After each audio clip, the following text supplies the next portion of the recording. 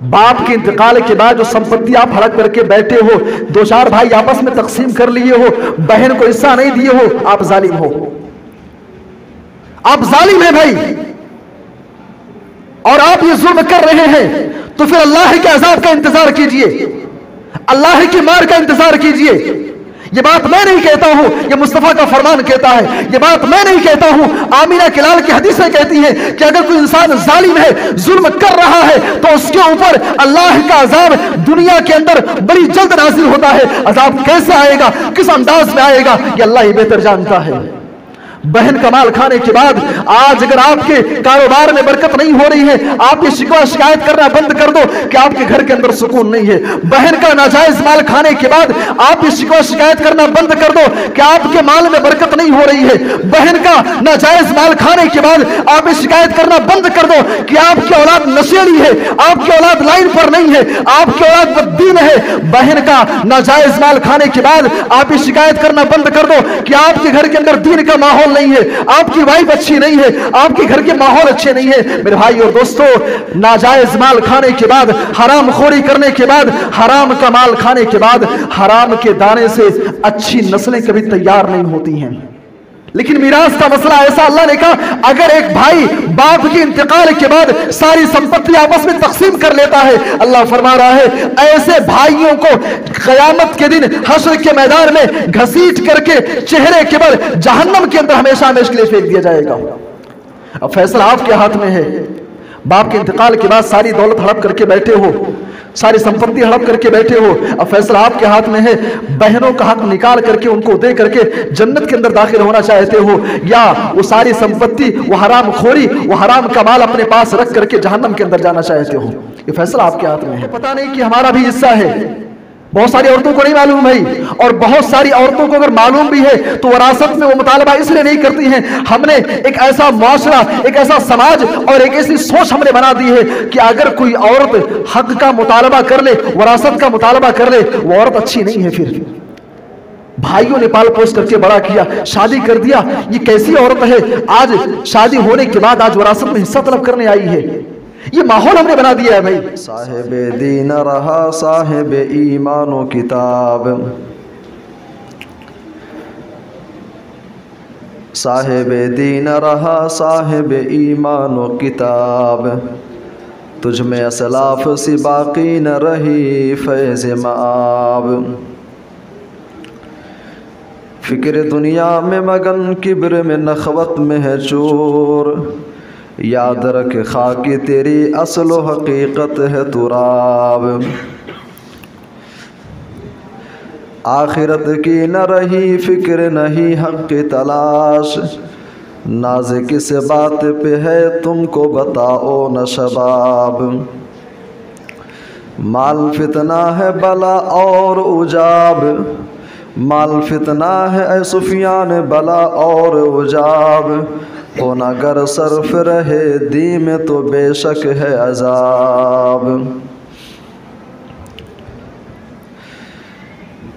محترم حاضرین جمعہ، دینی ملی بھائیوں، بزرگوں، نوجوان ساتھیوں،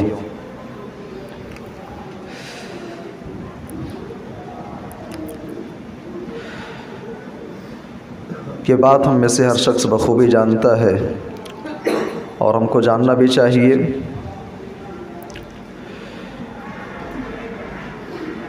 کہ اسلام اور اسلام کی تعلیمات ایک چراغ کے مانند ہیں۔ انسانی تاریخ کے اوپر ایک دور ایسا بھی تھا، ایک زمانہ ایسا بھی تھا کہ پوری دنیا تاریکیوں میں ڈوبی ہوئی تھی۔ انسانی تاریخ کے اوپر ایک زمانہ ایسا بھی آیا ہے کہ پوری دنیا ظلمت میں اور تاریکی میں مکمل طور سے ڈوبی ہوئی تھی۔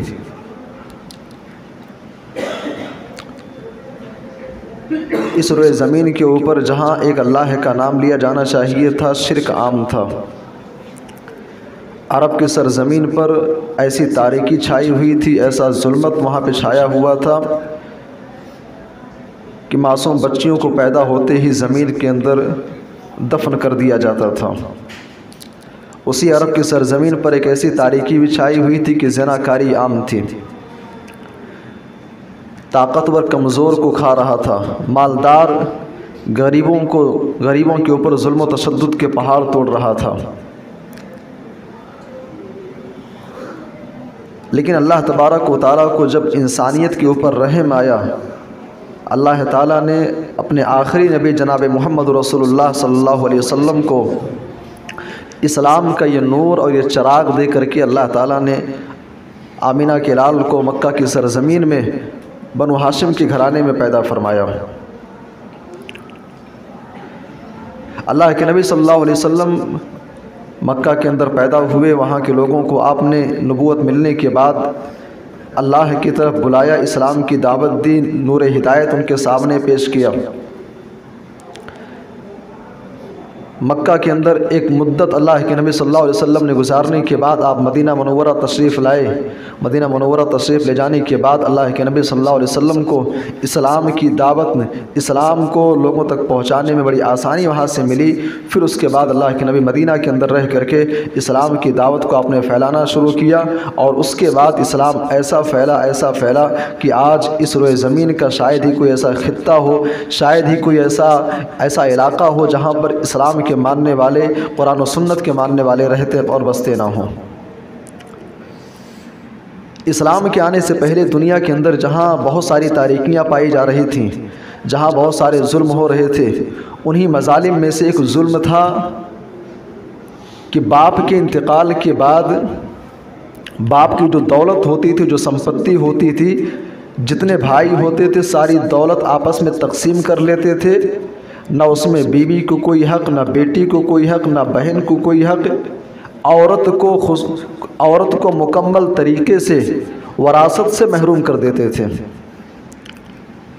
اسلام کے آنے سے پہلے یہودیوں کا بھی یہی طریقہ رائج تھا۔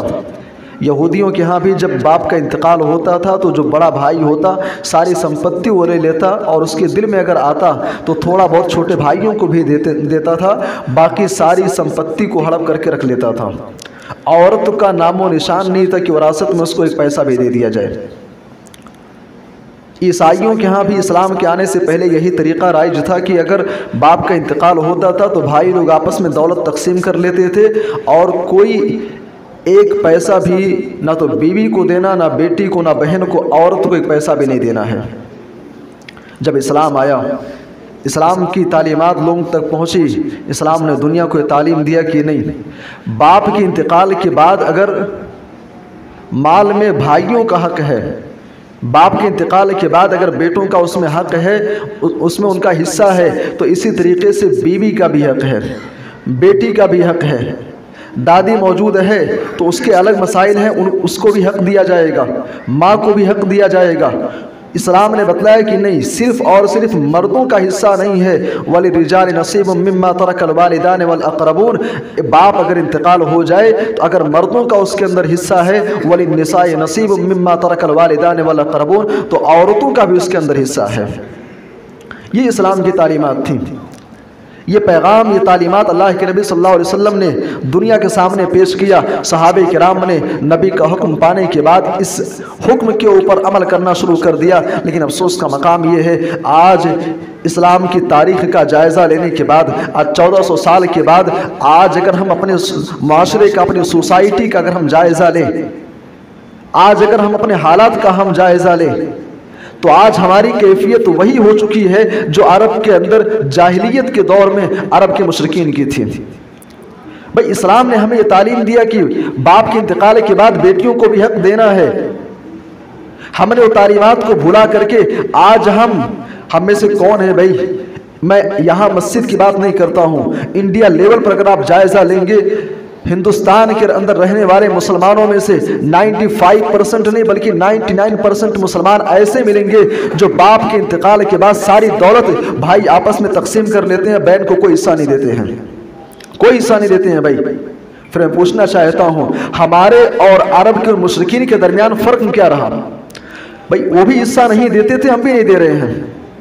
ہمارے اور یہودیوں کے درمیان آخر فرق کیا رہا؟ یہودی بھی اپنی عورتوں کو حصہ نہیں دیتے تھے، ہم بھی نہیں دے رہے ہیں، ہمارے اور ان کے درمیان فرق کیا رہا؟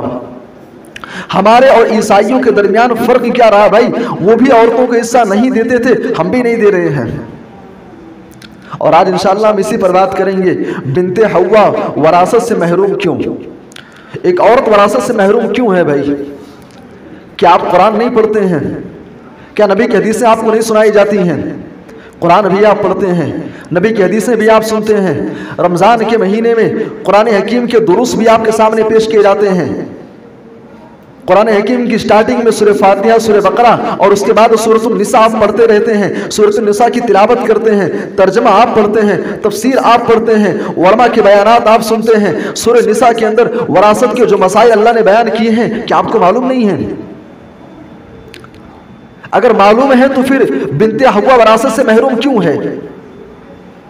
باپ کے انتقال کے بعد آپ نے باپ کی سمپتی کو، آپ 4 بھائی ہیں، چاروں بھائیوں نے آپس میں تقسیم کر لیا، اپنی بہن کو حصہ کیوں نہیں دیا آپ نے؟ اس کے وجوہات کیا ہیں بھائی؟ اسباب کیا ہیں؟ جب اسلام دنیا کے اندر آیا، اللہ کے نبی صلی اللہ علیہ وسلم مکہ سے آپ مدینہ تشریف لے جاتے ہیں، تقریباً 14 سال گزر گیا۔ اسلام کی دنیا کے اندر آنے کے بعد 14 سال گزر چکا تھا۔ اسلامی تاریخ میں ایک غزوہ پیش آیا، غزوہ احد۔ غزوہ احد کے اندر مسلمانوں نے جب اس کے اندر شرکت کیا، ایک صحابی تھے سعد ابن ربی، سعد ابن ربی رضی اللہ تعالیٰ عنہ غزوہ احد میں شہید کر دیے گئے، ان کو شہید کر دیے جاتے ہیں۔ اور اس کے بعد پھر مسلمان جب غزوہ احد سے مدینہ تشریف لاتے ہیں، جب مدینہ واپس پہنچتے ہیں، سعد ابن ربی کی اہلیہ، ان کی وائف اللہ کے نبی کے پاس آتی ہیں۔ سعد ابن ربی رضی اللہ تعالیٰ عنہ کی اہلیہ اللہ کے نبی صلی اللہ علیہ وسلم کے پاس آئیں، کہتے ہیں اللہ کے نبی صلی اللہ علیہ وسلم غزوہ احد میں سعد ابن ربی شہید کر دیے گئے۔ شہادت ملنے کے بعد ان کی جو سمپتی تھی، جو دولت تھی، بھائیوں نے آپس میں تقسیم کر لیا ہے۔ ہاتان ابنتا سعد ابن ربی، اے اللہ کے نبی یہ سعد ابن ربی کی دونوں بیٹیاں ہیں، میرے شوہر کے جو بھائی ہیں ان لوگوں نے ساری سمپتی کو آپس میں تقسیم کر لیا ہے۔ اے اللہ کے نبی میری 2 بیٹیاں ہیں، یہ سعد ابن ربی کی دونوں بیٹیاں ہیں، ان کی پرورش میں کیسے کروں گی؟ شادی بیاہ ان کے کرنی ہے، اے اللہ کے نبی شادی بیاہ کیسے کروں گی؟ ان کی پرورش کیسے کروں گا کہ آگے کی زندگی میں کیسے بسر کروں؟ کہتے ہیں کہ اللہ کے نبی ساری سمپتی کو بھائیوں نے آپس میں تقسیم کر لیا ہے، بھائی لوگ آپس میں تقسیم کر لیا۔ اللہ کے نبی اب میں کیا کروں؟ زمانے جاہلیت والا وہ طریقہ ابھی بھی رائج تھا، تقریباً اسلام کو آئے ہوئے 14 سال گزر چکے ہیں۔ جب اللہ کے نبی کے سامنے مسئلہ بیان کیا گیا، اس کے بعد اللہ تبارک و تعالیٰ کی طرف سے حکم نازل ہونا شروع ہوا، قرآن کی آیتیں نازل ہونا شروع ہوئی، میراث کی آیتیں نازل ہونا شروع ہوئی۔ اللہ تبارک و تعالیٰ قرآن حکیم کے اندر قرآن کی آیتوں کا نزول ہوتا ہے۔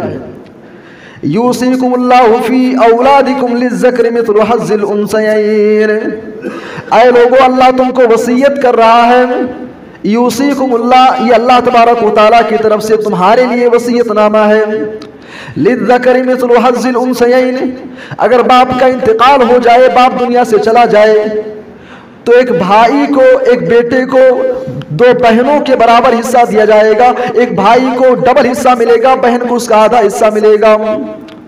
کہیں اللہ نے فرمایا للرجال نصیب مما ترک الوالدان والاقربون، اگر باپ کا انتقال ہو جائے تو مال کے اندر اگر بیٹوں کا حق ہے، وللنساء نصیب مما ترک الوالدان والاقربون، اسی طریقے سے مال کے اندر عورتوں کا بھی حصہ ہے، خواتین کا بھی حصہ ہے، اس مال کے اندر بیٹی کا بھی حصہ تمہارے لیے موجود ہے۔ اور اس کے بعد اللہ نے فرمایا مما قل منہ او کثر، مال تھوڑا ہو کہ زیادہ ہو، اگر بھائیوں میں تقسیم ہوگا تو بہن کا بھی حصہ لگے گا۔ اور اللہ نے ایک بڑی اہم بات اللہ نے ذکر کی، اللہ نے فرمایا نصیبا مفروضہ، یہ مت سمجھنا کہ مستحب کام ہے، یہ مت سمجھنا کہ سنت والا کام ہے۔ آج ہمارا حال تو ایسا ہی ہے، خاص طور سے اپنی جماعت اہل حدیث کا یہی معاملہ ہے بھائی، ہم کہتے ہیں یہ سنت والا کام ہے، چھوڑ تو چلے گا، یہ مستحب والا کام ہے، چلے گا، کرو گے تب بھی چلے گا، نہیں کرو گے تب بھی چلے گا۔ نماز پڑھ لی ہو 4 رکعت ظہر کی، سنت پڑھو نہ پڑھو چلے گا، یہ سنت کے معاملے ہمارا معاملہ ہے۔ اللہ نے کہا نہیں، یہ سنت نہیں ہے، یہ مستحب والا کام نہیں ہے، یہ آپشن والا کام نہیں کہ کرو نہ کرو چلے گا، نہیں، نصیبہ مفروضہ، یہ عورتوں کا جو باپ کے مال کے اندر جو حصہ ہے یہ فرض ہے، اس کو دینا ہے تو دینا ہے۔ اور فرض کا مطلب جانتے ہو کیا ہوتا ہے؟ فرض کا مطلب ہوتا ہے ایک ایسا عمل جس کو کرنا ہے تو کرنا ہے، کرنا ہے تو کرنا، نہیں کرو گے تو پھر عذاب ہوگا۔ نماز آپ پر فرض ہے، نماز آپ نہیں پڑھو گے آپ کو عذاب ملے گا۔ رمضان کے روزے فرض ہیں آپ کے اوپر، آپ روزے نہیں رکھو گے آپ کو عذاب دیا جائے گا۔ مال اگر نصاب کو پہنچ گیا ہے، زکوٰۃ کی ادائیگی کرنی ہے تو کرنی ہے، نہیں کرو گے تو آپ کو عذاب ملے گا۔ اور عذاب کون دے گا؟ دنیا کا قانون آپ کو عذاب نہیں دے گا، دنیا کا سسٹم آپ کو عذاب نہیں دے گا، دنیا کے نظام اور دنیا کے حکمران آپ کو عذاب نہیں دیں گے۔ عذاب کون دے گا؟ اس دنیا کا بنانے والا، اس دنیا کو پیدا کرنے والا، ہمارا اور آپ کا خالق۔ مرنے کے بعد قبر کی زندگی کے اندر عذاب دیا جائے گا، مرنے کے بعد حشر کے میدان میں جہنم کا عذاب ہم کو دیا جائے گا۔ نصیب مفروضہ، اللہ نے کہا بیٹیوں کا جو باپ کے مال میں جو حصہ ہے یہ فرض ہے، دینا ہے تو دینا ہے۔ سوال یہ پیدا ہوتا ہے نماز کے معاملے میں ہم بہت اہتمام کرتے ہیں، بھائی فرض ہے پڑھ لیتے ہیں۔ رمضان کے مہینے میں فرض کا اہتمام کرتے ہوئے فرض کا نام سن کر کے ہم رمضان کے روزے رکھتے ہیں۔ میراث یہ فرض ہے، بہنوں کو دینا ہے، پھر حصہ ہم کیوں نہیں دے رہے ہیں؟ کیا وجوہات ہیں بھائی؟ سب سے پہلی وجہ یہ ہے ایمان کی کمزوری۔ آج ہم لا الہ الا اللہ پڑھ کر کے، محمد رسول اللہ پڑھ کر کے ہم اسلام کے اندر داخل ضرور ہو چکے ہیں، لا الہ الا اللہ پڑھ کر کے ہم اسلام کے اندر داخل ضرور ہو چکے ہیں، لیکن ہمارا ایمان کامل نہیں ہے، ہمارے ایمان کے اندر کمزوری ہے۔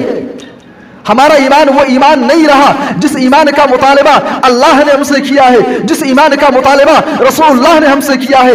لا الہ الا اللہ محمد رسول اللہ کا جو تقاضا ہے اس تقاضے کے مطابق ہم اپنی زندگی کو ڈھالے ہی نہیں بھائی۔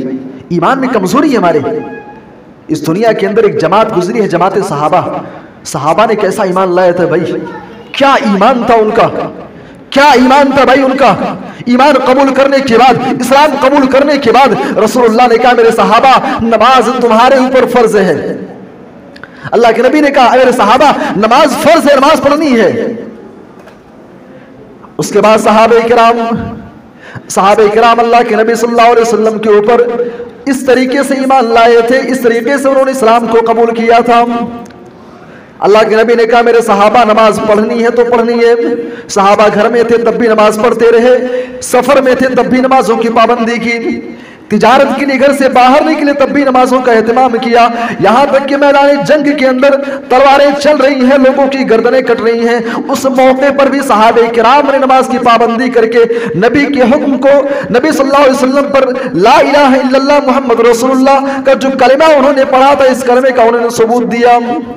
صحابہ کا ایمان ایسا تھا بھائی، ایمان قبول کیا، اسلام قبول کیا تو اس کا جو تقاضا ہے اس تقاضے کو پورے طور پر انہوں نے ادا کیا۔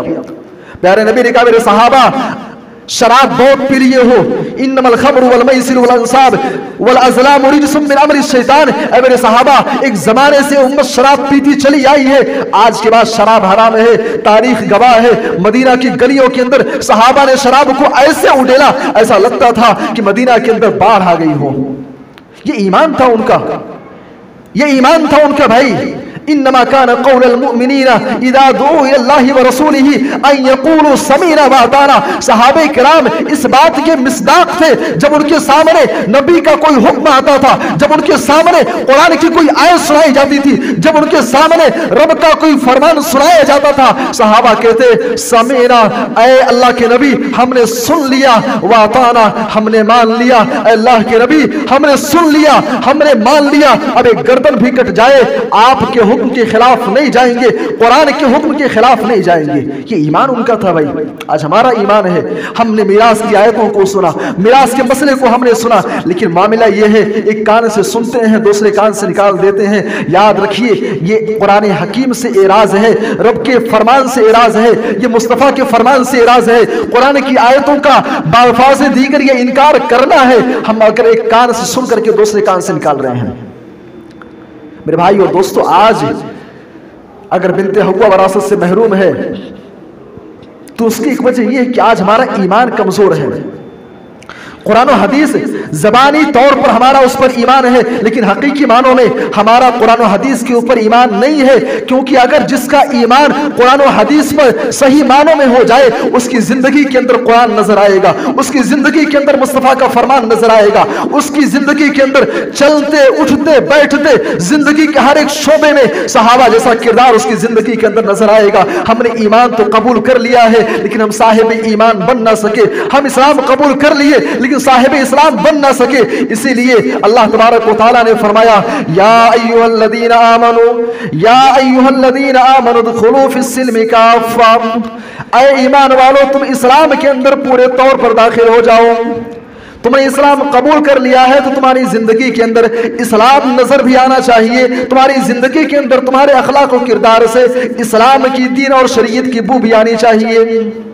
آج بنت ہوا اگر وراثت سے محروم ہے تو اس کی پہلی وجہ یہ ہے کہ آج ہمارا ایمان قرآن و حدیث پر صحیح معنوں میں نہیں رہا. اسی طریقے سے آج بنت ہوا وراثت سے اگر محروم ہے تو اس کی دوسری وجہ یہ ہے دینی تعلیم سے دوری، شرعی تعلیم سے دوری. بھائی باپ کا انتقال ہوتا ہے، ایک بیٹا اس کو معلوم ہے کہ باپ کے مال کے اندر میرا حصہ ہے، اس کو اتنا معلوم ہے کہ باپ کے مال میں میرا حصہ ہے، مجھے حصہ چاہیے، لیکن حقیقی معنوں میں میراث کا جو علم ہے نہیں معلوم. کتنے ایسے لوگ بھی ہوں گے یہ میراث کا لفظ ان کے لیے بالکل نیا ہوگا.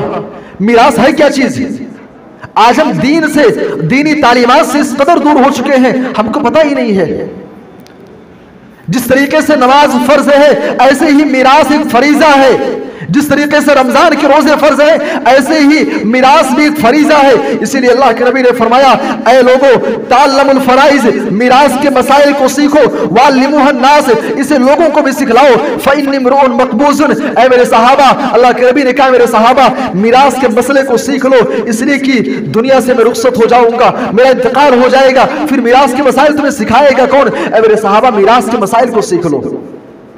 اور اسی لیے مسلمانوں کے دوسرے خلیفہ عمر بن خطاب رضی اللہ تعالیٰ عنہ لوگوں کو یہ تعلیم دیا کرتے تھے اے لوگوں تعلموا الفرائض فإنها من دینکم، اے لوگوں تم میراث کے مسائل کو سیکھو، اس لیے کہ تمہارے دین کا یہ حصہ ہے، تمہارے ایمان کا یہ حصہ ہے.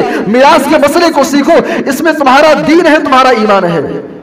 جس کو میراث کا مسئلہ نہیں معلوم ہوگا، مسئلے میراث کیسے تقسیم کرنی ہے، کون اس کے حقدار ہیں، صرف بیٹے حقدار ہیں کہ بیٹیاں بھی حقدار ہیں، جب مسئلہ معلوم نہیں رہے گا تو صحیح معنوں میں تقسیم کیسے کرو گے. اور ایک چیز آپ کو بتاؤں، پورے قرآن حکیم کا آپ مطالعہ کر لیں. نماز ایک اہم ترین عبادت ضرور ہے، لیکن قرآن حکیم کے آپ مطالعہ کرتے چلے جائیں. پورے قرآن میں اللہ تبارک و تعالیٰ نے صرف اتنا کہا ہے اقیموا الصلاۃ، لوگوں نماز قائم کرو. نماز کتنی پڑھنی ہے کوئی تذکرہ نہیں، نماز کیسے پڑھنی ہے قرآن خاموش ہے. قیام کی حالت میں کون سی دعا پڑھنی ہے، رکوع میں کون سی دعا پڑھنی ہے، سجدے میں کون سی دعا پڑھنی ہے، قرآن حکیم خاموش ہے. زکوٰۃ ایک اہم ترین عبادت ہے، ایک اہم ترین فریضہ ہے.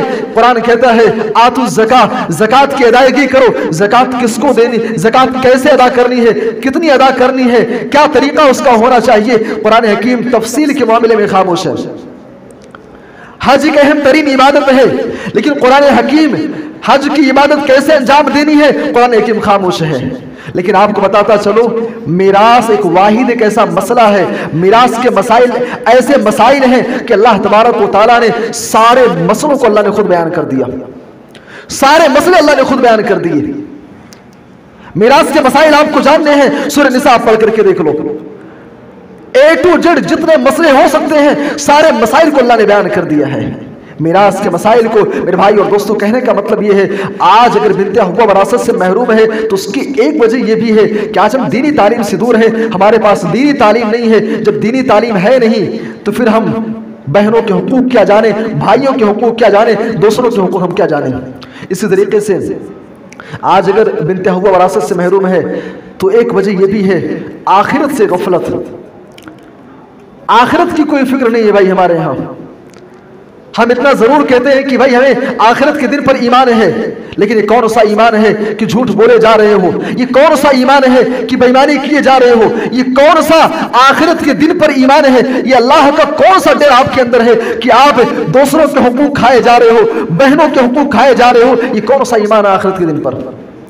ایک انسان، ایک مسلمان جس کا آخرت پر ایمان ہوگا، جس کا اس بات پر ایمان ہوگا کہ مرنے کے بعد قیامت کے دن اللہ کے سامنے پیشگی ہوگی، اللہ کے سامنے حاضر ہونا پڑے گا اور زندگی کے ایک ایک عمل کے بارے میں حساب دینا ہوگا، ایسا انسان ظلم نہیں کرے گا، بے ایمانی نہیں کرے گا، غیبت نہیں کرے گا۔ اور جانتے ہو اس کائنات کے اوپر، اس دنیا کے اندر اللہ کے ساتھ شرک کرنے کے بعد سب سے بڑا ظلم جانتے ہو کیا ہے؟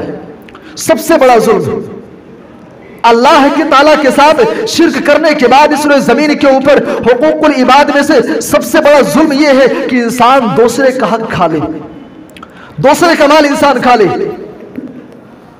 اللہ تبارک و تعالیٰ نے آپ کے باپ کا انتقال ہوا، باپ کے انتقال کے بعد 4 بھائی آپس میں مال کو تقسیم کر لیے، مال کو ہڑپ لیے، بہنوں کو حصہ نہیں دیے۔ میں بڑے صاف الفاظ میں کہنا چاہتا ہوں، ایسے بھائی ظالم ہیں، ایسے بھائی غدار ہیں، ایسے بھائی نمک حرام ہیں، ایسے بھائی حرام خور ہیں جو اپنی بہنوں کا حق کھا لیے ہیں، باپ کے انتقال کے بعد ساری دولت آپس میں تقسیم کر لیے ہیں، بہن کو حصہ نہیں دیے ہیں۔ ایسے بھائی ظالم ہیں، ایسے بھائی حرام خور ہیں۔ اور آپ کو جان کر کے حیرت ہوگی، جب اللہ نے میراث کے مسئلے کو ذکر کیا، میراث کے مسئلے کو اللہ نے ذکر کرنے کے بعد اللہ نے فرمایا تلک حدود اللہ، یہ اللہ کے حدود ہیں۔ آگے اللہ نے فرمایا ومن یعص اللہ ورسولہ، جو اللہ کی رسول کی نافرمانی کرے گا میراث بہنوں میں برابر تقسیم کر کے نہیں دے گا، اللہ تبارک و تعالیٰ نے فرمایا یدخلہ نارا خالدا فیہا، ایسے انسان کو ہمیشہ ہمیش کے لیے جہنم کے اندر داخل کیا جائے گا، ہمیشہ ہمیش کے لیے۔ بھئی نماز چھوڑنے والے کے بارے میں اللہ نے نہیں کہا کہ ہمیشہ ہمیں جہنم کے اندر رہے گا، لیکن میراث کا مسئلہ ایسا اللہ نے کہا اگر ایک بھائی باپ کے انتقال کے بعد ساری سمپتی آپس میں تقسیم کر لیتا ہے، اللہ فرما رہا ہے ایسے بھائیوں کو قیامت کے دن حشر کے میدان میں گھسیٹ کر کے چہرے کے بل جہنم کے اندر ہمیشہ ہمیش کے لیے پھینک دیا جائے گا۔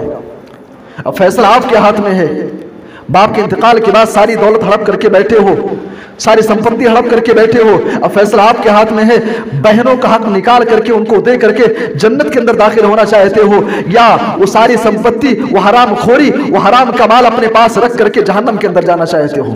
یہ فیصلہ آپ کے ہاتھ میں ہے۔ آج ملتے ہوئے وراثت سے اگر محروم ہے تو اس کی ایک وجہ یہ بھی ہے کہ آج ہمیں آخرت سے ہم غافل ہو چکے ہیں۔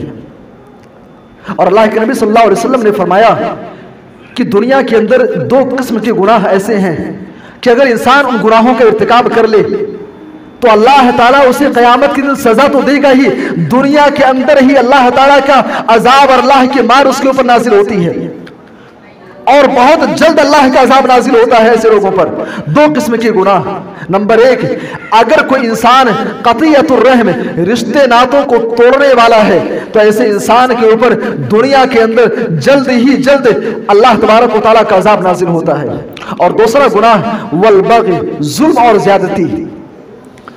اگر ایک انسان ظالم ہے، کسی پر ظلم کر رہا ہے تو ایسے ظالموں کو اللہ تبارک و تعالیٰ دنیا کے اندر جتنی جلدی ہو سکتا ہے اللہ تعالیٰ جلد سے جلد ایسے لوگوں کو عذاب دیتا ہے۔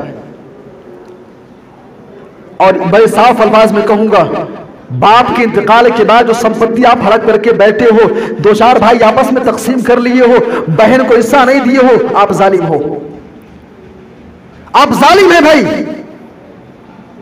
اور آپ یہ ظلم کر رہے ہیں تو پھر اللہ کے عذاب کا انتظار کیجئے، اللہ کی مار کا انتظار کیجئے۔ یہ بات میں نہیں کہتا ہوں، یہ مصطفیٰ کا فرمان کہتا ہے، یہ بات میں نہیں کہتا ہوں، آمینہ کلال کی حدیثیں کہتی ہیں کہ اگر کوئی انسان ظالم ہے، ظلم کر رہا ہے تو اس کے اوپر اللہ کا عذاب دنیا کے اندر بڑی جلد نازل ہوتا ہے۔ عذاب کیسے آئے گا، کس انداز میں آئے گا، یہ اللہ ہی بہتر جانتا ہے۔ बहन का माल खाने के बाद आज अगर आपके कारोबार में बरकत नहीं हो रही है, आप ये शिकवा शिकायत करना बंद कर दो कि आपके घर के अंदर सुकून नहीं है। बहन का नाजायज माल खाने के बाद आप ये शिकवा शिकायत करना बंद कर दो कि आपके माल में बरकत नहीं हो रही है। बहन का नाजायज माल खाने के बाद आप ये शिकायत करना बंद कर दो कि आपकी औलाद नशेड़ी है, आपकी औलाद लाइन पर नहीं है, आपकी औलाद बददीन है। बहन का नाजायज माल खाने के बाद आप ये शिकायत करना बंद कर दो कि आपके घर के अंदर दीन का माहौल नहीं है, आपकी वाइफ अच्छी नहीं है, आपके घर के माहौल अच्छे नहीं है। मेरे भाई और दोस्तों, नाजायज माल खाने के बाद, हराम खोरी करने के बाद, हराम का माल खाने के बाद, हराम के दाने से अच्छी नस्लें कभी तैयार नहीं होती हैं, अच्छी नस्लें तैयार नहीं होती है। हराम खोरी कर रहे हो, अल्लाह तबारक व तआला न सिर्फ आपको, पूरी नस्ल को आपकी तबाह बर्बाद कर देगा। आज अगर बिनते हुआ वरासत से महरूम है तो एक वजह यह भी है कि आज हम आखिरत से गाफिल हो चुके हैं, आज हम जालिम बन चुके हैं भाई। इसी तरीके से आज बिनते हुआ अगर वरासत से महरूम है तो एक वजह यह भी है शैतान की पैरवी।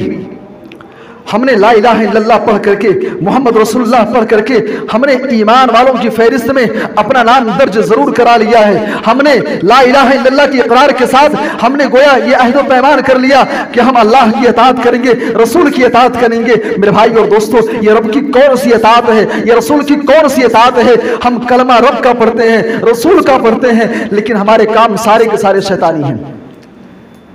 भाई अल्लाह के अताअत तो इस बात में है कि बहनों का हक अदा किया जाए, रसूल की अताअत तो इस चीज में है कि रसूलुल्लाह ने मिरास के जो मसाइल सिखाए हैं, मिरास को सही मानों में बहनों के दरमियान तकसीम कर दिया जाए। रसूल की अताअत ये है, लेकिन हम क्या कर रहे हैं भाई? ये रसूलुल्लाह की अताअत नहीं है, ये इब्लीस की अताअत है, ये शैतान की अताअत है। आज हमारा ईमान, हमारा अकीदा कुरान और हदीस से आज हम इस कदर गाफिल हो चुके हैं कि हम अताअत रसूल को छोड़ करके अताअत शैतान में लगे हुए हैं, शैतान की, इब्लीस की अताअत कर रहे हैं। और याद रखिए, जैसा उस्ताद होता है वैसा शागिर्द होता है, जैसा पीर होता है वैसा मुरीद भी होता है। जो अंजाम, जो हश्र एक पीर का होता है, वही हश्र और वही अंजाम एक मुरीद का भी होता है। अगर आज हम कुरान को छोड़ करके, नबी की हदीसों को छोड़ करके शैतान के मुरीद बने बैठे हैं, तो याद रखिए हमारा भी वही अंजाम होगा जो शैतान का, जो इब्लीस का क़यामत के दिन घसीट करके जहन्नम के अंदर फेंका जाएगा। वही हश्र, वही अंजाम हमारा भी होगा।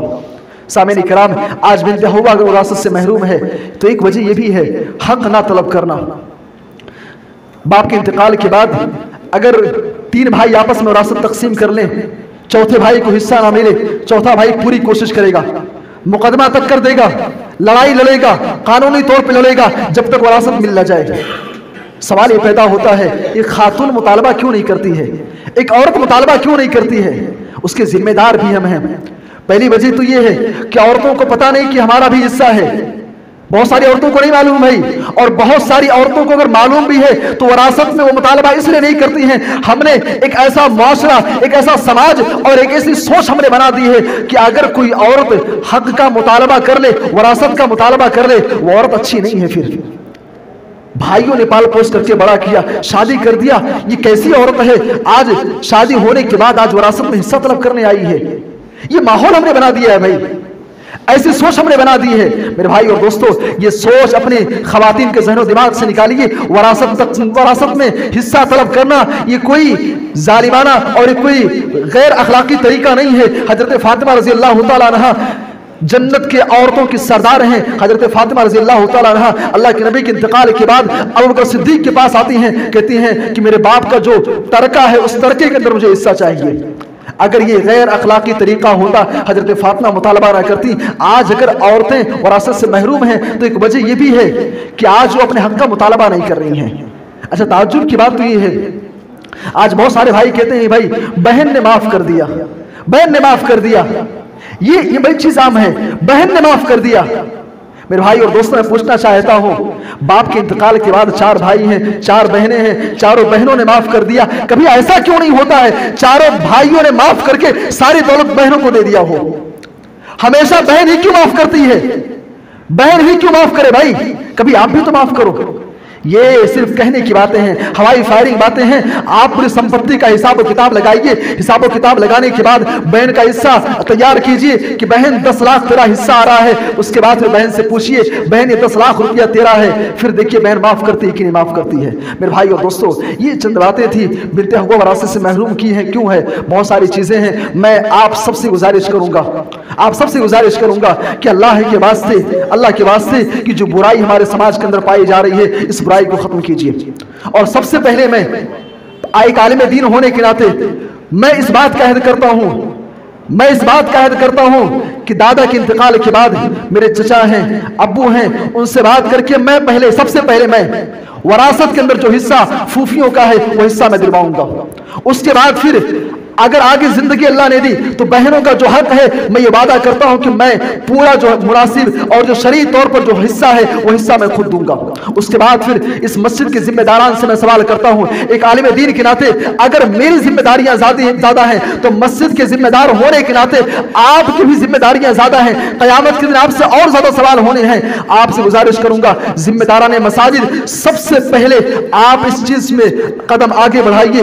آپ نے اگر بہن کا حصہ نہیں دیا ہے، مسجد سے نکلنے کے بعد 2-4 دن میں 10 دن میں جیسا ہوتا ہے بہنوں کا حق نکال کر کے ان کو حق دیجیے۔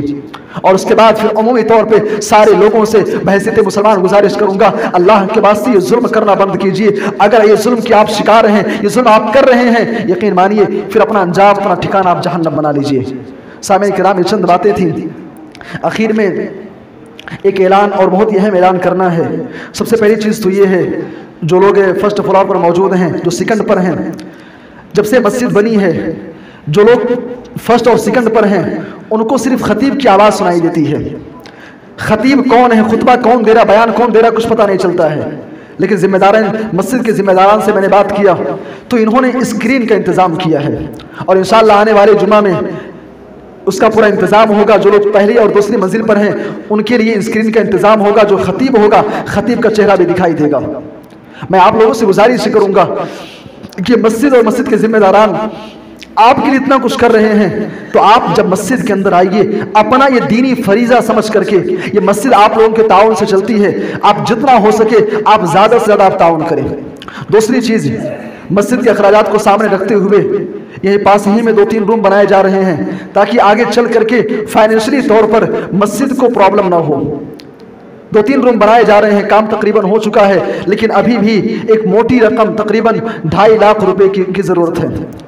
2.5 لاکھ روپے کا اس میں خرچ ہے۔ میں آپ تمام لوگوں سے گزارش کروں گا کہ آپ اس روم کے مکمل ہونے میں جتنا ہو سکتا ہے آپ سے آپ تعاون کریں، جتنا آپ ہو سکتا ہے آپ تعاون کریں۔ دنیا کے اندر آپ شاپنگ کرنے میں، بچوں کی تعلیمی فیس پر اور دیگر چیزوں پر آپ خرچ کرتے ہیں، اس کا بدلہ آپ کو ملے نہ ملے، لیکن یقین مانیے خلوص و الہیت کے ساتھ اگر آپ اس میں حصہ لیتے ہیں، 1000 500 10,000 20,000 جو آپ سے توفیق ہوتی ہے، آپ اگر اس میں حصہ لیتے ہیں تو یہ آپ کی پونجی جمع ہے۔ قیامت کے دن اللہ تبارک و تعالی حشر کے میدان میں اس کا بدلہ آپ کو دے گا۔ نیچے سمیع اللہ بھائی موجود ہیں، سید بھائی، شمس اللہ بھائی، آپ ان کے پاس آ کر کے آپ اگر موٹی رقم آپ دے سکتے ہیں، جو بھی آپ سے ہو سکے، اگر آپ دے سکتے ہیں تو فوری طور پہ آپ دے دیں، نہیں تو آپ نوٹ کروا لیں اور اس کے بعد پھر بعد میں آپ وہ پیمنٹ کر دیں۔